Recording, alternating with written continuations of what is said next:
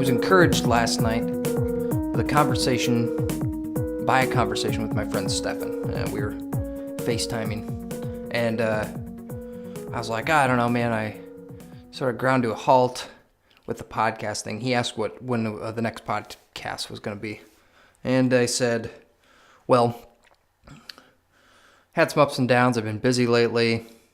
I've tried a couple of times, done some sort of like false starts on a couple of the episodes. Got a little bit discouraged because I had in my head that the podcast was going to go a particular way. You know, it was like sort of felt like it was developing into a certain path. It was developing a form, which was kind of my intent.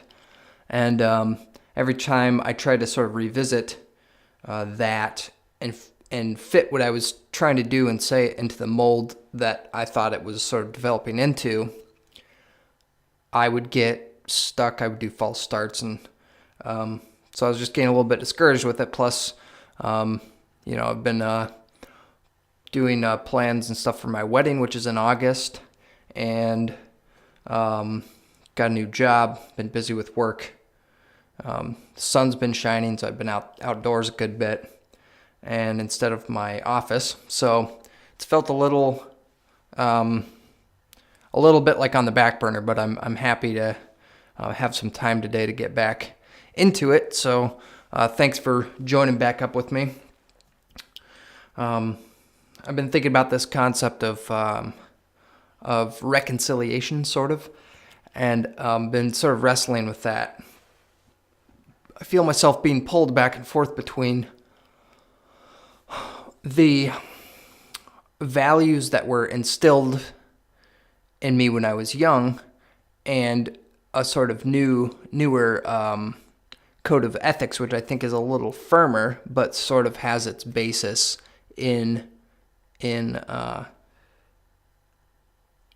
set of values that were instilled with me, even though it's weird. It's like if you got a bird's nest and then you put something heavier in it or denser in it, like a rock or something. Not a bird's egg, because that's actually lighter, but you put a rock in there, and the rock is nested in the bird's nest. That's how I feel. But maybe I'm underestimating the strength of the values that were instilled in me, even though they don't appear to me to be structurally sound. They have sort of given me a pretty sturdy framework. Maybe a better way to frame it is that, you know, those bridges they make out of like popsicle sticks, like kids who are doing sort of like engineering experiments or whatever in school will make bridges out of popsicle sticks, and they actually end up being quite robust and sturdy, and they can withstand a lot of weight. So I guess maybe the framework, the way that each of the individual values are oriented in relation to each other, provides something that's sturdier than each of its components, if that makes any sense. That's something I just thought of. So maybe that's a good way to look at each of the individual values that were instilled in me. It's like, okay, the factual basis of each one may be lacking, or it's not perfectly sound in its. So I'm trying to think of an example here. Let's say that we had a value called like don't steal. Okay, so. Or don't take what doesn't belong to you. You have to work hard for what you want. Okay, that's a good value. So if we're talking about ethics, we want those values to be universal, right? So don't steal. So you can hold in your head that it's improper to take what doesn't belong to you and yet be totally acceptable with taxation or something. Jesus says to his disciples, give to Caesar what is Caesar's. And so there's a contradiction there, so that the value itself isn't, or at least from who it's coming from, is not totally sturdy. But then you have a you match that with some other values that are on their own not very sturdy. It's like those popsicle sticks. Excuse me. You can just snap them in half very easily, but you put all of those together, build a framework of this bridge, and it can withstand a lot of weight. Right? That's kind of the idea. So like the engineering, I would say, the engineers who developed, sort of the scaffolding or the framework of Christianity have done sort of a lot of stress tests on them, so to speak. And I know I'm just talking about Christianity right here, but I'm sure there are other sort of competing ethics systems that have similar, who have done similar stress tests, but it seems like Christianity has sort of been the one that's withheld the most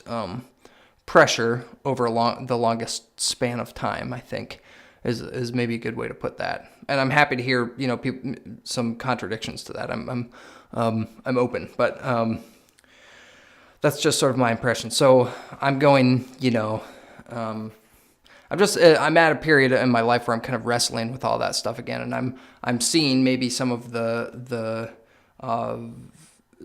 value in the framework that my sort of personality was placed into or made a part of. Maybe I'm one of those popsicle sticks, if that makes any sense. So I can withstand a certain amount of pressure and resistance, and